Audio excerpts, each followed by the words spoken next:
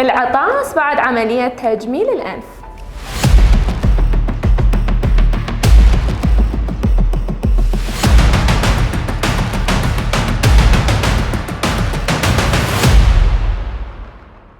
هلا حبايبي، معاكم زينب من شركة طب توب.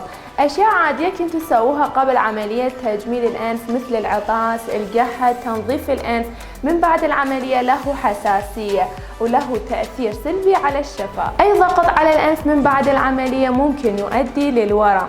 من بعد أسبوعين أو أكثر من العملية لازم لا تضغطون على الأنف نهائيا. الأسابيع الأولى من العملية أنسجة الأنف ما تكون قوية، والعطاس يكون مضر لحد 2 أو 3 أيام من بعد العملية.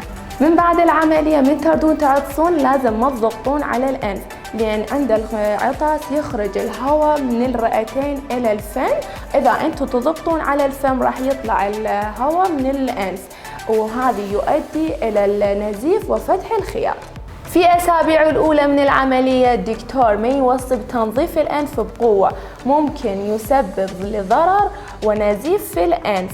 العطاس والقحة تكون لا إرادية، لكن أنت تقدر تتحكم به. عند العطاس من بعد العملية لازم تلزمون الخد من جانبين حتى ما ينفتح الفم زيادة عن اللزوم، لأن يؤثر عن الخياط اللي موجودة في الأنف. هسه يصير عندكم سؤال، شو نسوي حتى ما نعطس؟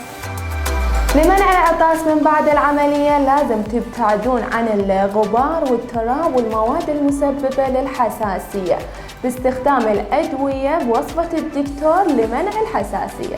بشكل عام العطاس والقحة مو مهمة جدا، لكن انتوا لازم تراعون وتنتبهون.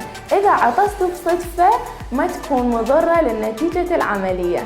إذا عجبكم المنشور فشاركوه مع أصدقائكم وكتبوا لي آراءكم تحت المنشور. مع السلامة.